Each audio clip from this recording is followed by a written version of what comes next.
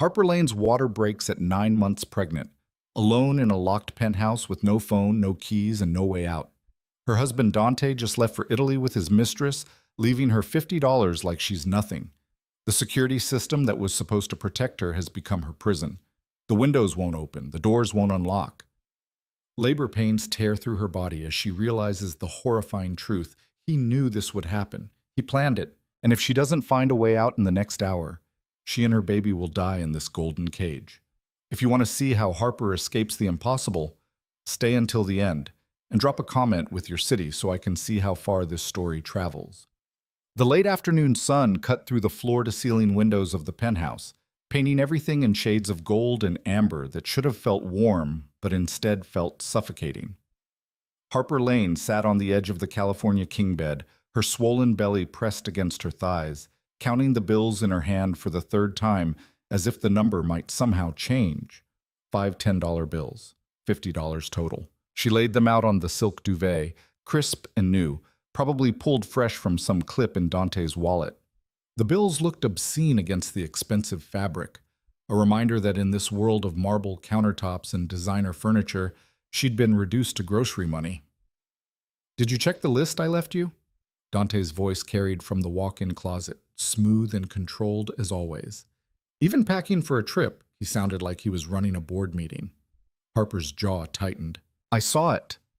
Make sure you stick to it. Maria restocked the basics last week, so you shouldn't need much. Just milk, bread, the essentials." He emerged carrying a leather garment bag, his dark hair perfectly styled, his charcoal suit probably worth more than most people made in a month. The money should be more than enough. More than enough. Harper wanted to laugh, but the baby chose that moment to kick hard against her ribs, stealing her breath. She pressed a hand to her belly, waiting for the discomfort to pass. Dante barely glanced at her. He was already mentally gone, she could tell, probably thinking about the business meetings in Milan, the investor dinners in Rome, a month in Italy, 4 weeks, and she was due in less than 2. "Dante?" Her voice came out smaller than she intended. "The baby could come early. I'm already dilated 2 centimeters. Dr. Morrison said, you'll be fine." He cut her off with the easy dismissal of someone who'd never worried about anything medical in his life. "First babies are always late. Everyone knows that. Besides, you've got the best security system money can buy. Cameras on every floor, and Marcus is always downstairs if you need anything." Marcus. The night doorman who Dante paid extra to keep logs of everyone who came and went. Harper had learned months ago that security in Dante Moretti's world meant surveillance. What if something happens? She hated the pleading note in her voice, hated that 9 months of this marriage had reduced her to begging for basic consideration. "What if I go into labor and then you call 911 like everyone else?" Dante's tone held an edge of impatience now. He checked his Patek Philippe watch, the one that cost more than a car.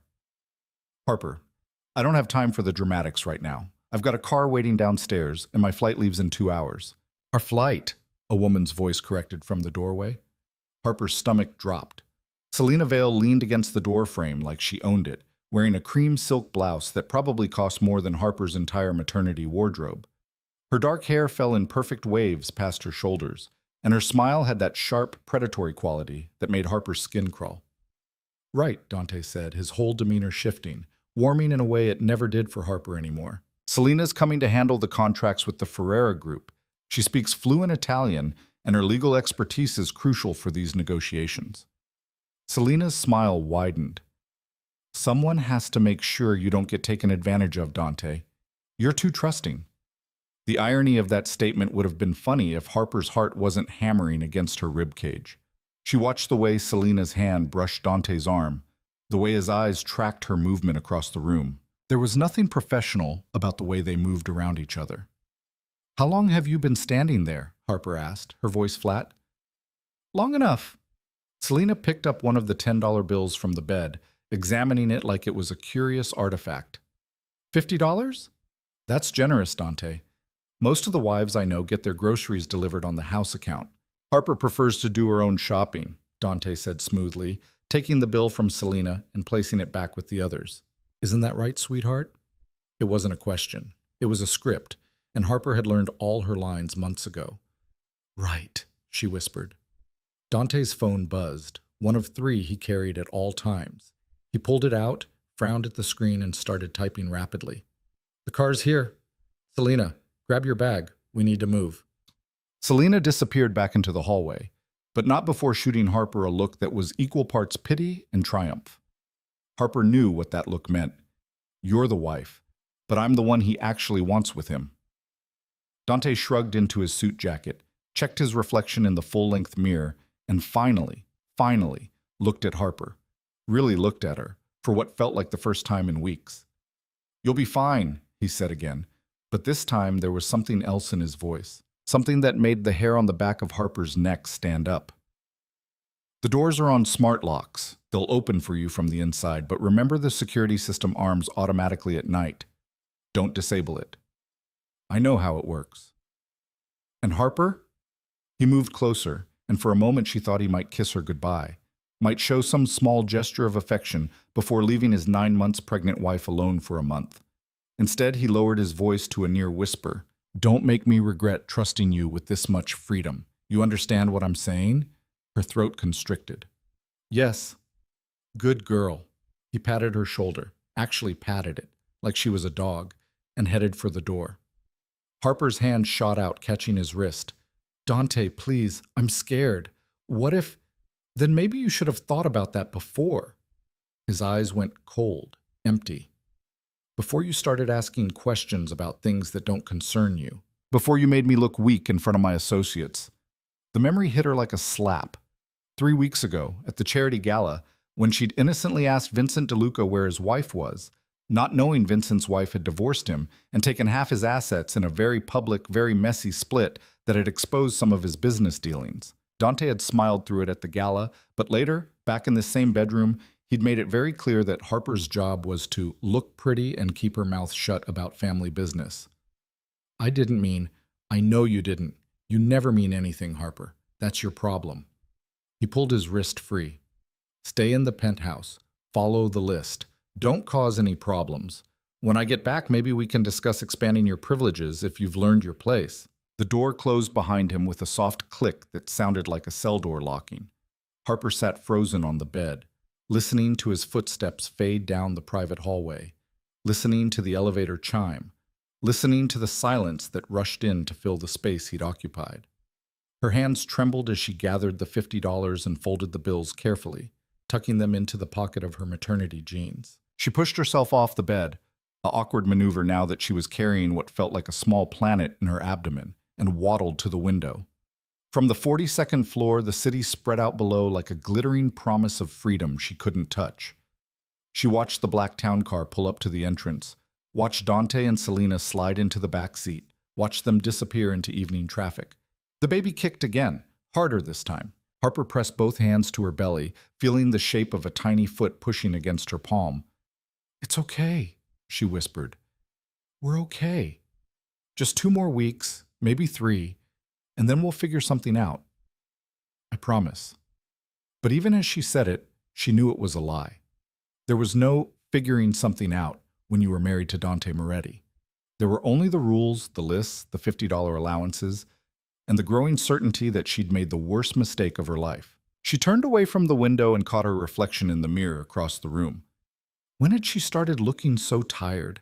The woman staring back at her had dark circles under her eyes, her blonde hair pulled into a messy bun, wearing an oversized sweater that did nothing to hide how huge she'd gotten. She barely recognized herself. 9 months ago, she'd been Harper Lane, assistant manager at an art gallery, small apartment in a decent neighborhood, modest savings, and a calm, predictable life. Then Dante had walked into the gallery looking for a piece for his office, and everything had changed. He'd been charming, attentive, interested in her opinions about the art. He'd asked her to dinner. Then another dinner. Within 2 months, he'd proposed. Within 3, they were married. She'd thought it was a fairy tale. She'd been so catastrophically wrong. Her phone buzzed, or tried to. Harper pulled it from her pocket and stared at the screen. Service suspended. Payment required. Of course. The phone was on Dante's account, and he must have turned it off before he left. Just another way to make sure she stayed exactly where he wanted her. Harper's chest tightened. She looked around the penthouse, the open-concept living room with its designer furniture, The kitchen with appliances she barely knew how to use. The hallway leading to the nursery they'd decorated in shades of blue and gray. 6,000 square feet of luxury prison. A sharp pulling sensation low in her abdomen made her gasp. She grabbed the edge of the dresser, breathing through it. Not a contraction. She knew what those felt like from the Braxton Hicks she'd been having for weeks. This was different, sharper, more insistent. "Not yet," she told the baby. "Please, not yet. Just give me a couple more weeks, please." The sensation faded, leaving behind a dull ache. Harper straightened up, forcing herself to take slow, measured breaths. She was fine. Everything was fine. Women had babies every day. Dr. Morrison had said her vitals were good, the baby was healthy. There was no reason to panic. She made her way to the kitchen and opened the refrigerator, fully stocked, just like Dante had said. Maria, the housekeeper who came twice a week, had left everything organized and labeled, but Harper's appetite had disappeared.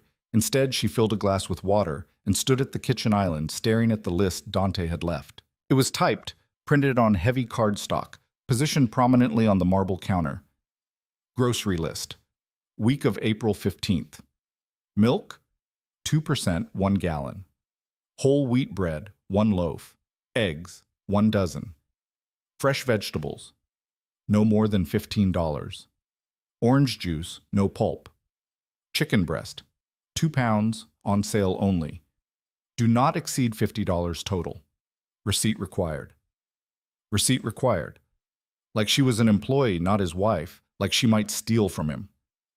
Harper crumpled the list in her fist, then immediately smoothed it out again. Getting angry wouldn't help. Anger was what had gotten her locked down in the first place, asking too many questions, showing too much interest in where Dante went and what he did, and why there were always men in dark suits having quiet conversations in his office.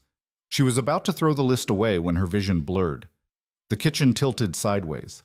Harper grabbed the counter, her water glass slipping from her other hand and shattering on the tile floor. The pain that ripped through her abdomen wasn't like anything she'd felt before. It started low, wrapped around her entire belly, and squeezed until she couldn't breathe. She doubled over, a sound escaping her throat that was half gasp, half moan. Not Braxton Hicks. Real. This was real. "No," she panted. "No, no, no." Another contraction hit before the first had fully faded. Harper's legs buckled. She went down on her knees in the broken glass, barely feeling the sharp edges cutting into her skin through her jeans.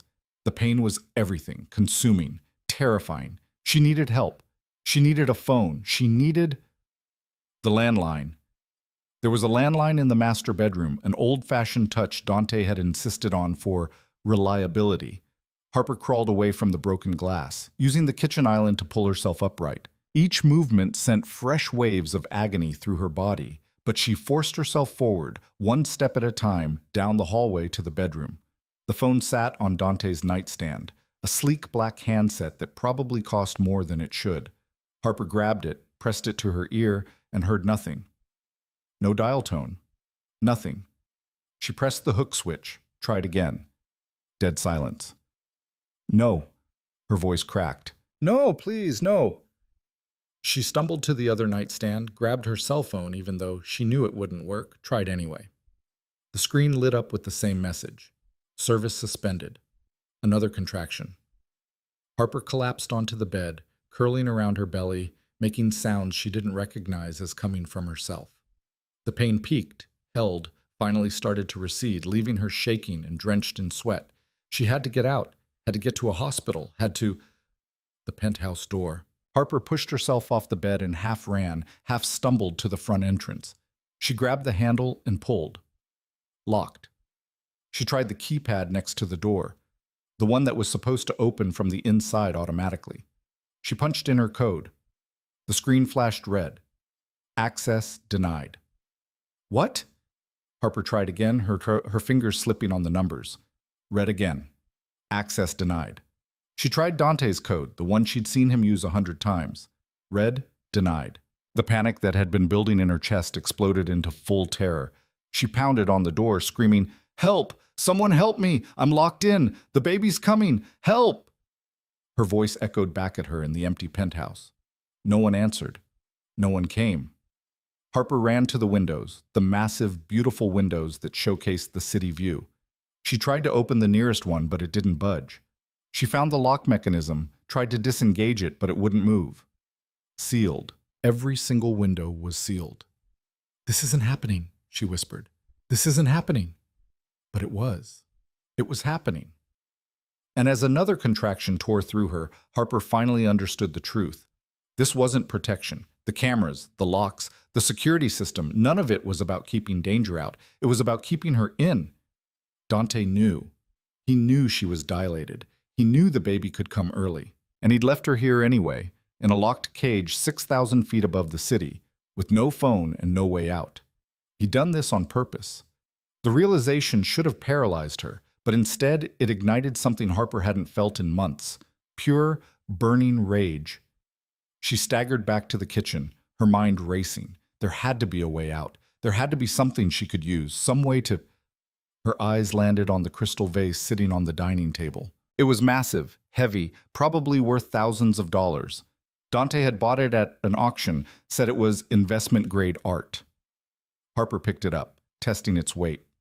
It was solid, substantial, perfect. She carried it back to the living room window, the one that faced the building across the alley, close enough that she could see into the apartments opposite, far enough that no one could hear her screaming. She could see lights on in several units, could see the shadows of people moving around in their normal, safe lives. Another contraction started building. Harper didn't wait for it to peak. She swung the vase with everything she had. The window exploded outward in a shower of safety glass, the sound like thunder in the quiet penthouse. Cool evening air rushed in, carrying the sounds of the city. Traffic, sirens, voices, life. "Help!" Harper screamed into the night. "Someone help me! I'm in labor! I'm locked in! Please!" She grabbed a heavy picture frame from the wall, one of Dante's expensive photographs, and hurled it through another window. More glass rained down onto the street below. Someone down there screamed, "Good! Let them scream! Let them call the police! Let them do something!" "Help me!" Harper's voice was raw, desperate. "My husband locked me in! The baby's coming! Please!" She was reaching for another frame when she saw him. A man in the building across the alley, standing at his window, phone pressed to his ear. He was staring directly at her. Their eyes met across the gap.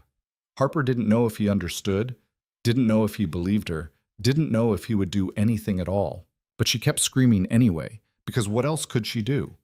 The contraction hit full force, and Harper collapsed against the broken window frame, gasping, shaking, terrified that she was going to have this baby right here on the floor, surrounded by shattered glass and the ruins of her gilded prison. The man across the alley disappeared from his window. For a horrible moment, Harper thought he'd just walked away, decided it wasn't his problem, gone back to his normal life. But then she heard it, the sound of someone pounding on the penthouse door. "Fire department," a voice shouted. "We're coming in!" That wasn't the fire department. The voice was wrong, too rough, too urgent, too close. But Harper didn't care. She dragged herself toward the door, leaving a trail of blood from her glass-cut knees. Something heavy hit the door from the outside. Once, twice, 3 times. The lock mechanism sparked and shrieked, and then the door burst inward, slamming against the wall.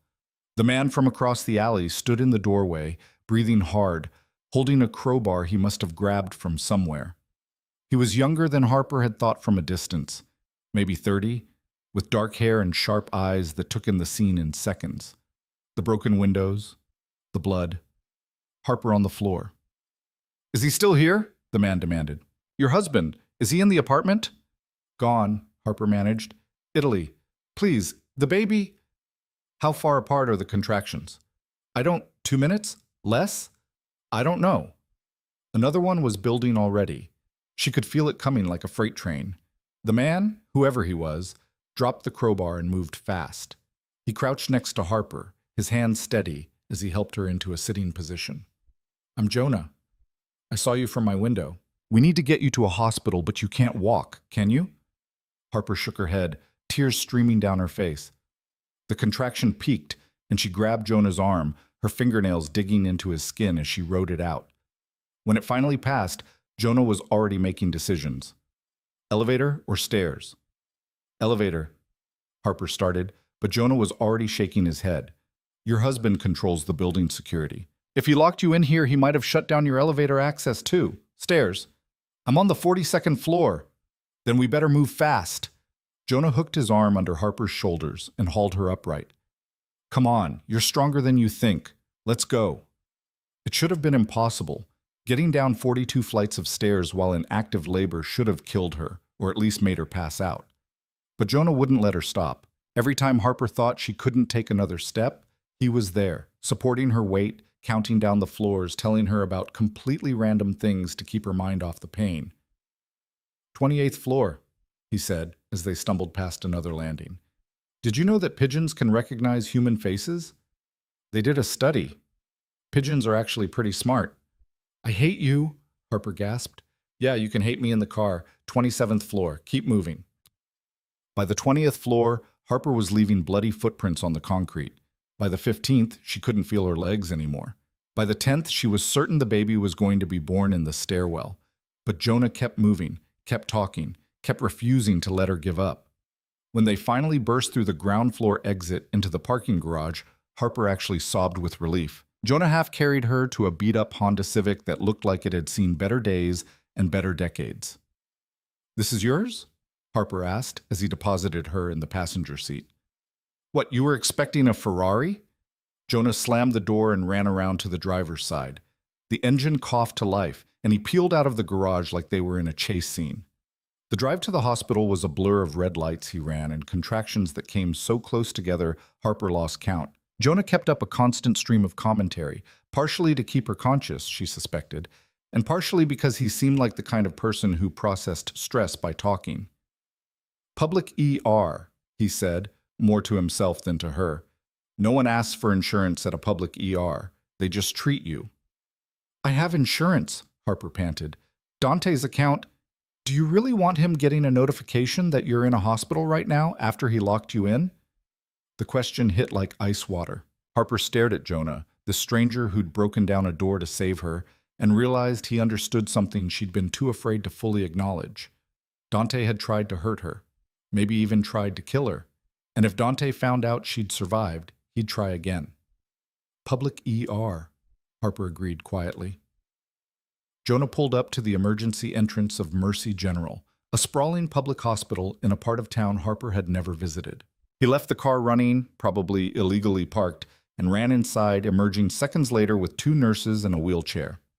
Ma'am, how far along are you? One of the nurses asked as they transferred Harper from the car. 37 weeks, Harper gasped. The contractions, they won't stop. We've got you. Let's get you to L&D. Everything accelerated after that. The wheelchair became a gurney. The hallway became a delivery room. Nurses moved around her with practiced efficiency, asking questions she barely heard, taking vitals, preparing equipment. Where's her partner? Someone asked. Harper's vision swam. She looked around wildly, irrationally terrified that Dante would somehow appear, would drag her back to the penthouse, would finish what he'd started. But the face she found was Jonah's, standing in the doorway looking uncomfortable and completely out of place. Him, Harper said, reaching out. Please, don't make him leave. The nurse looked skeptical. Are you the father? No, Jonah said immediately. I don't care, Harper's voice cracked. Please, I can't do this alone. Please. Something in her voice must have convinced them, because no one argued. Jonah moved to the side of the bed, his expression unreadable. You don't have to do this, Harper whispered. You saved me. You can go. And miss the grand finale? Jonah's mouth quirked into what might have been a smile. Not a chance. The next 2 hours were the longest and shortest of Harper's life. The pain reached levels she didn't know existed. She screamed, she cried, she cursed Dante's name and every decision that had led her to this moment. Through it all, Jonah stayed, standing where she could see him, his presence steady and calm, when everything else was chaos. Almost there, the doctor said. One more push, Harper. You can do this. She couldn't. She was broken, shattered, nothing left. But she pushed anyway because what else was there to do?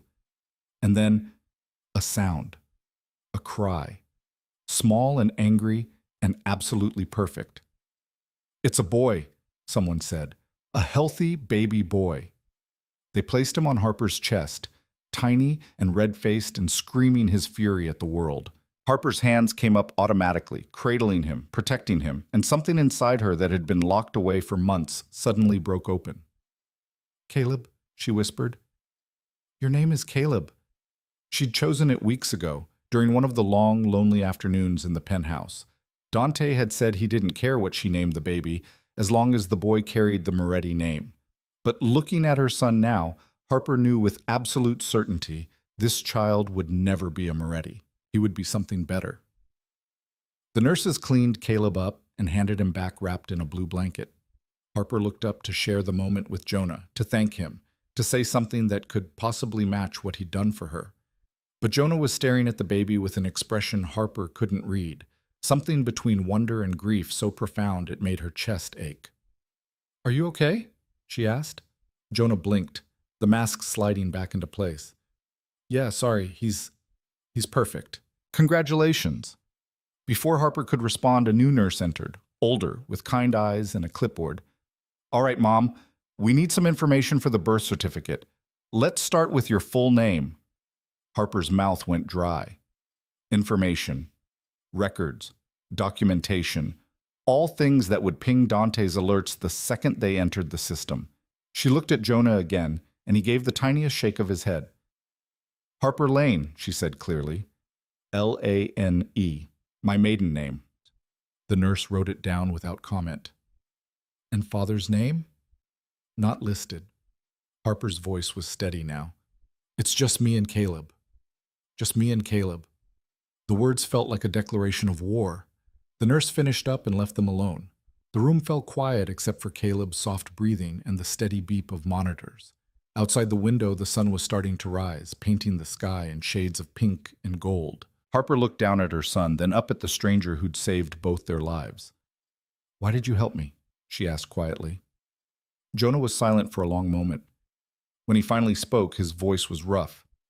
"Because someone once locked me out when I needed help the most, and I swore if I ever saw it happening to someone else, I wouldn't make the same mistake they did." "What happened?" "That's a story for another time." Jonah moved toward the door. "You should rest. You're going to need your strength for what comes next." "What comes next?" Jonah paused in the doorway, looking back at her with those sharp, sad eyes. "You go home to that penthouse, Harper, and you start paying very close attention to everything your husband does, everywhere he goes, and every dollar he moves. Because men like Dante Moretti don't lock their pregnant wives in cages for no reason." "I don't understand." "You will." Jonah pulled a card from his pocket and set it on the bedside table. "When you're ready to understand, call me. But Harper, when you do call, be prepared. Because once you start seeing the pattern, you can't unsee it. And once you know the truth, there's no going back to pretending you don't." He left before she could ask what he meant. Harper stared at the card. Jonah Pierce and a phone number. Nothing else? No title, no company, no explanation. Caleb stirred in her arms, making small sounds of contentment. Harper adjusted her hold, marveling at how something so small could feel so heavy with importance. Outside, the city was waking up. Somewhere out there, Dante was probably landing in Italy, maybe already in Selena's hotel room, celebrating his freedom. He thought he'd left Harper locked away, helpless. Maybe even hoped she'd have complications that would solve his problems permanently. He had no idea she'd escaped, had no idea she'd survived, had no idea that his son had been born while he was 30,000 feet in the air with his mistress. And for now, Harper decided, she'd keep it that way. She picked up Jonah's card, studying it in the morning light. "When you're ready to understand, call me." Harper tucked the card into her bra, the one place she knew it would stay safe, and let her eyes drift closed. She had 2 weeks, maybe 3, before Dante came home. 2 weeks to heal, to think, to plan. 2 weeks to figure out how to fight a monster who held all the power. But for now, in this moment, she let herself simply hold her son and breathe. They'd made it through the night. Against impossible odds, they'd survived. And sometimes, Harper thought as sleep finally pulled her under, survival was its own kind of victory, even if the war was just beginning. The discharge nurse handed Harper a folder of paperwork and an apologetic smile. Normally, we keep moms for at least 24 hours, but with our bed shortage and since you had an uncomplicated delivery, we're clearing you for home care. You'll need to follow up with your OB within the week." Harper nodded, barely listening. She was focused on the plastic hospital bag containing the few items she'd arrived with: her ruined jeans, her blood-stained sweater, and the $50 that had somehow survived everything. Caleb slept in her arms, oblivious to the fact that his mother had no idea how she was going to feed him tomorrow. "Is someone coming to pick you up?" the nurse asked, glancing at the empty doorway. "Yes," Harper lied, "and they're just parking." The nurse left, and Harper sat alone in the recovery room, staring at the wall clock. She'd been here 18 hours. Dante's flight would have landed in Milan by now. He was probably already at whatever luxury hotel he'd booked, probably already in bed with Selena, celebrating his freedom from the burden of a pregnant wife. He didn't know. That was the only advantage Harper had. Dante had no idea his plan had failed, no idea she'd escaped, no idea Caleb existed outside the womb, and she needed to keep it that way until she figured out her next move. Harper's phone sat useless in her pocket, still suspended. She couldn't call anyone, even if she had someone to call. Her parents were dead. Her mom from cancer 3 years ago, her dad from a heart attack 6 months later. She'd been an only child. Her college friends had drifted away after the wedding, partially because Dante had made it clear he didn't like her old life intruding on their marriage, and partially because Harper had been too ashamed to admit how bad things had gotten. She was completely alone. The door opened and Harper's heart seized until she saw it was Jonah, carrying a paper bag that smelled like French fries and coffee. "You came back," Harper said, unable to hide her surprise. "Said I would." Jonah set the bag on the bedside table. "Figured you hadn't eaten. Hospital food is garbage." Harper's stomach growled at the smell, betraying her. She hadn't eaten since yesterday afternoon, before Dante left, before everything fell apart. "I don't have money to pay you back." "Did I ask for money?" Jonah pulled up the visitor chair and sat, his movements careful, controlled. Everything about him was controlled, Harper was starting to notice. Like a man who'd learned to be very careful about showing what he was thinking. "Eat. Then we'll talk about what happens next." "I go home," Harper said, but her voice wavered. "Back to the penthouse. What else can I do?" Jonah's expression didn't change, but something flickered in his eyes. "You go back to the place where your husband locked you in and left you to die in labor. That's your plan." "He didn't—" Harper stopped because even she couldn't finish that sentence convincingly. It was probably just a malfunction. The security system, it must have— "Don't!" Jonah's voice was sharp. "Don't do that. Don't make excuses for him. I've seen this pattern too many times and it always starts the same way, with the victim convincing themselves it was an accident. You don't know Dante. I know men like him." Jonah leaned forward, his elbows on his knees. "Let me guess. He controls the money. All of it. You get an allowance, maybe, but nothing in your name. He monitors where you go, who you talk to, probably tracks your location through your phone when he bothers to keep it turned on. He's isolated you from friends and family, made you dependent on him for everything, and now he's escalated to physical danger." Each word landed like a punch. Harper clutched Caleb closer, her eyes stinging. "How did you know?" she whispered. "Because it's always the same playbook. They all follow the same pattern." Jonah sat back, his jaw tight. Financial control first, isolation second, then the real damage starts. Harper wanted to argue, wanted to defend herself, wanted to insist that her situation was different somehow. But she was so tired, and Jonah's words rang with a truth she'd been avoiding for months. "What am I supposed to do?" The question came out broken. "I have no money, no job, nowhere to go. Everything I own is in that penthouse, and I can't access it without his permission. I can't even buy diapers." Jonah pulled something from his jacket pocket and held it out. A burner phone, still in the packaging. "First, you get a phone he doesn't control. This is prepaid, untraceable to you. Use it to call me and only me until we figure this out." Harper took the phone with shaking hands. "Why are you doing this? You don't even know me." "I know enough." Jonah stood, moving to the window. "I used to be a forensic accountant for the federal government. I built financial crime cases, money laundering, tax evasion, fraud. I tracked money for people who were very, very good at hiding it." "Used to be?" Jonah's reflection in the window went cold. "I had a partner, Sarah. We were working a case against a trafficking ring that moved money through legitimate businesses. We got close, too close. They couldn't get to me, so they went after her instead. His voice dropped to something barely audible. By the time I found her, it was too late, and the men who did it walked away clean because I couldn't prove the financial connection fast enough. Harper's throat constricted. I'm sorry. Don't be sorry. Just understand that when I saw you screaming from that window, when I saw what your husband did to you, I saw Sarah. And I made a choice that I'd do for you what I couldn't do for her.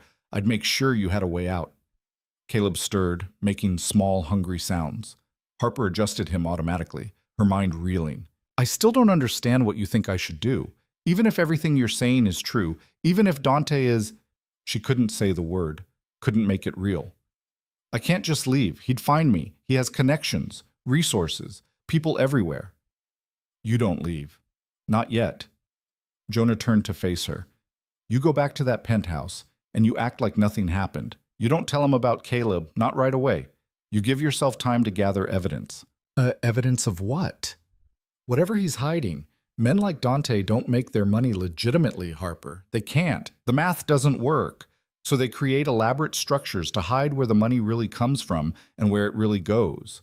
Shell companies, fake loans, forged documents, offshore accounts. Jonah's eyes were intense now, focused. And somewhere in that penthouse, there's proof. Bank statements, business files, communication records. You just have to know where to look and what you're looking for. Harper's heart was pounding. You want me to spy on him. I want you to protect yourself. Because right now you're completely vulnerable. If Dante decides he's done with you, he can cut you off completely, claim you abandoned him, freeze all your assets, use his lawyers to destroy you in court. You'd lose everything, including Caleb. The thought of losing Caleb made Harper's blood run cold. She looked down at her son, so small and perfect and utterly dependent on her to keep him safe. How would I even start? She asked quietly. Jonah pulled out his wallet and extracted a business card, different from the one he'd left before. This one had a name. Miranda Cross, Special Agent, Financial Crimes Division, Federal Bureau of Investigation. When you have something concrete, you call her. Not before. She can't help you with suspicions or guesses. But if you can bring her proof of financial crimes, she can offer you protection, immunity, and most importantly, she can make sure you keep custody of your son. Harper took the card with trembling fingers. And until then? Until then, you learn to see the pattern. Jonah moved to the door, pausing with his hand on the handle. Your husband is going to be gone for a few more weeks. Use that time. Go through his office, his computer, his files. Look for anything that doesn't make sense. Companies you've never heard of, payments that seem unusual, correspondence that feels off. Take pictures, make copies, but be smart about it. Don't get caught. I don't know if I can do this. You already did the hard part. You survived. Jonah met her eyes, and for a moment she saw past his careful control to the grief underneath. Everything else is just details. He left before Harper could respond, the door closing softly behind him. Harper sat in the silence, Caleb in her arms, the burner phone and FBI card clutched in her free hand. 24 hours ago, she'd been counting $50 and planning a grocery trip. Now she was contemplating becoming an informant against her own husband. The nurse returned with a wheelchair. Ready to head home? No, Harper thought, but she said, yes, because what else was there to say? The cab ride back to the penthouse cost $32 of her remaining money, leaving her with $18 and change. Harper watched the meter climb with a sick feeling in her stomach, knowing she'd have to make that money stretch until Dante came back, or she figured out how to access funds without alerting him. The cabbie pulled up to the building entrance, and Harper's courage almost failed her completely. The broken windows on the 42nd floor had already been boarded up. Dante's people worked fast. Marcus, the doorman, stood at his post, his expression carefully neutral as Harper climbed out with Caleb. Mrs. Moretti, Marcus said, his voice giving nothing away. Welcome home. Thank you, Marcus.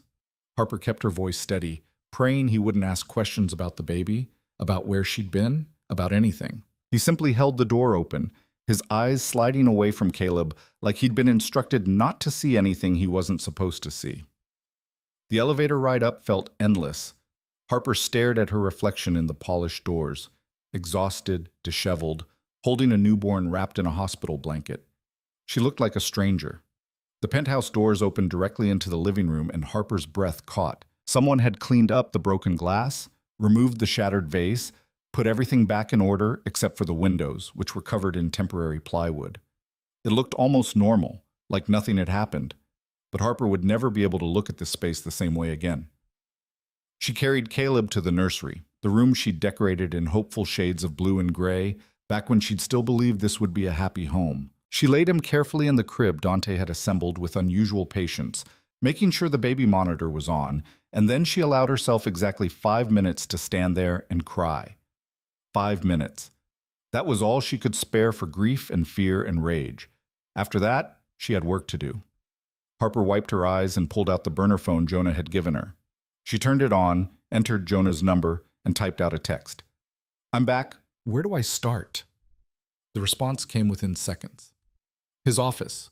Look for anything financial, bank statements, contracts, ledgers. Take pictures of everything.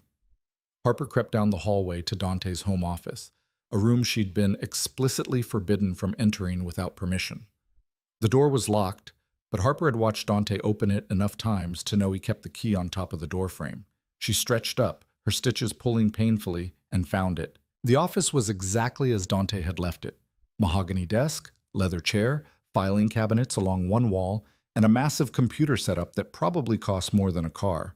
Harper felt like an intruder in her own home. She started with the desk drawers, her hands shaking as she pulled them open one by one. Business cards, pens, notepads covered in Dante's sharp handwriting. Most of it meant nothing to her. Names of people she didn't know, phone numbers without context, abbreviations she couldn't decode. Then she found the folder. It was tucked in the bottom drawer underneath a stack of old tax returns. The tab read Meridian Holdings in Dante's handwriting. Harper pulled it out and opened it on the desk. Inside were bank statements for an account she'd never heard of. The balance made her dizzy. $7 million, moving in and out in transactions that ranged from $50,000 to $500,000 at a time. Payments to companies with names like Coastal Import Services and Platinum Consulting Group and Summit Distribution LLC.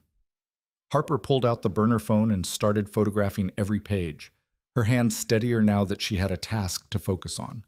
She was so absorbed in documenting everything that she almost didn't hear the sound. A key in the penthouse door. Harper's blood turned to ice. She shoved the folder back in the drawer, killed the desk lamp, and scrambled for the office door. She just pulled it shut and was reaching for the key when she heard Selena's voice in the living room. "Told him we should have dealt with this before we left. Now we have to fly all the way back just to handle the window situation." Harper froze in the hallway, her heart hammering so hard she was sure they could hear it. "It's fine," Dante's voice responded, closer than Harper had expected. "The contractor said they can have the repairs done in 48 hours.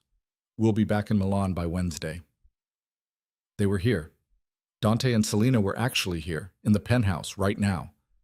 Harper's mind raced. She couldn't let them see her, not looking like this, not with Caleb in the nursery, not when she was supposed to be locked in and helpless. She backed quietly toward the master bedroom, praying the floor wouldn't creak. "Did you check on your wife?" Selena asked, her tone making the word wife sound like an insult. "Why would I? She's probably sulking in the bedroom. Harper has a gift for dramatics." Their footsteps moved toward the living room, away from Harper.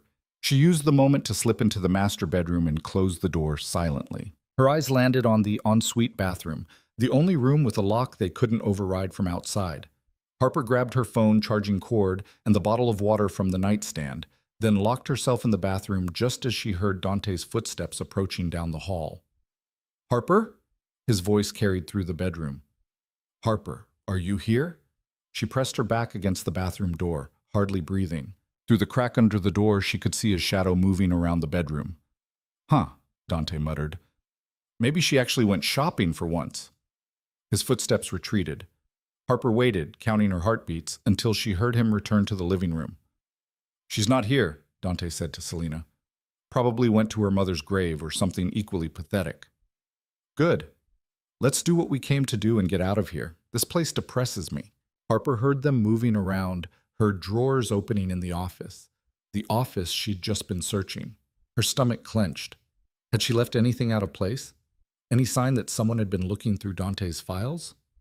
Minutes crawled by. Harper sat on the bathroom floor, her body aching, her mind screaming at her to check on Caleb, but knowing she couldn't risk it. The baby monitor was in the nursery. If Caleb cried, they would hear him. Please, she prayed to anyone listening, please let him stay asleep. Finally, after what felt like hours but was probably only 20 minutes, she heard the penthouse door open and close. Silence fell over the apartment. Harper waited another 5 minutes, then crept out of the bathroom. The bedroom was empty. She ran on silent feet to the nursery, her heart in her throat. Caleb slept peacefully in his crib, completely unaware of how close he'd come to being discovered. Harper sagged against the doorframe, shaking with relief and residual terror. That had been too close. If they'd come back an hour earlier, if Caleb had cried, if she'd still been in the office when they arrived. The burner phone buzzed in her pocket. A text from Jonah. Status? Harper typed back with trembling fingers. They came back. Almost caught me. Got photos of bank statements before they arrived. Send them to me, now. Harper found the photos in her camera roll and sent them to Jonah's number. Within minutes, her phone rang. These are good, Jonah said without preamble. Meridian Holdings is a shell company. I can see at least 3 red flags just in these statements. Round number transfers, payments to known money service businesses, and a pattern consistent with layering. Layering? It's a money laundering technique. You move cash through multiple accounts and companies to obscure the original source. What you're looking at is probably step 2 or 3 in a longer chain. Papers rustled on Jonah's end. This is exactly the kind of thing Agent Cross needs. But you need more. One shell company isn't enough to build a case. More? Harper's voice cracked. I almost got caught getting this. I know, and you did great, but Dante's operation is bigger than one account. There will be others, other companies, other files, other evidence. You need to find his laptop.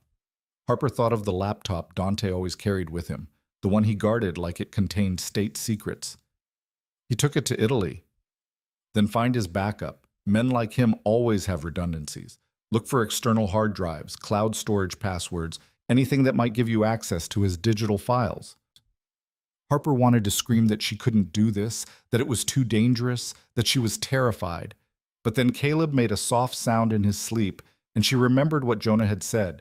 If Dante wanted to, he could take her son away and she'd have no legal recourse to stop him. I'll look, Harper said quietly. Good. But Harper, don't take unnecessary risks. If he comes back again, hide. Your safety is more important than evidence. Okay. And Harper, you did well today. You're stronger than you think. He hung up before she could respond. Harper checked on Caleb one more time, then forced herself to return to the office. She had maybe 2 days before Dante came back from Milan, and she needed to make them count. Over the next 48 hours, Harper barely slept. She searched every inch of Dante's office while Caleb napped, documenting everything that looked remotely suspicious. She found contracts for properties she didn't know he owned, correspondence with people whose names made her skin crawl, and finally, hidden in a locked drawer she picked open with a hairpin and YouTube tutorial, an external hard drive. Harper plugged it into Dante's computer and found hundreds of files, spreadsheets tracking cash flows, scanned documents showing offshore accounts, emails discussing shipments and packages in language that was clearly coded. She didn't understand most of it, but she took pictures of everything, sending batches to Jonah whenever she had enough. On the 3rd day, Jonah called her. Harper, you need to stop. What? Why? Because you have enough. More than enough. What you found is evidence of a massive racketeering operation, money laundering, fraud, possibly even trafficking based on some of these communications. Jonah's voice was tense. This isn't about protecting yourself anymore. This is federal case-level evidence. You need to contact Agent Cross now, before Dante realizes what you found. Harper's hands went numb. Trafficking? Some of the payments you photographed match patterns I've seen in human trafficking operations. I can't be certain without a deeper investigation, but the structure is there. Jonah paused.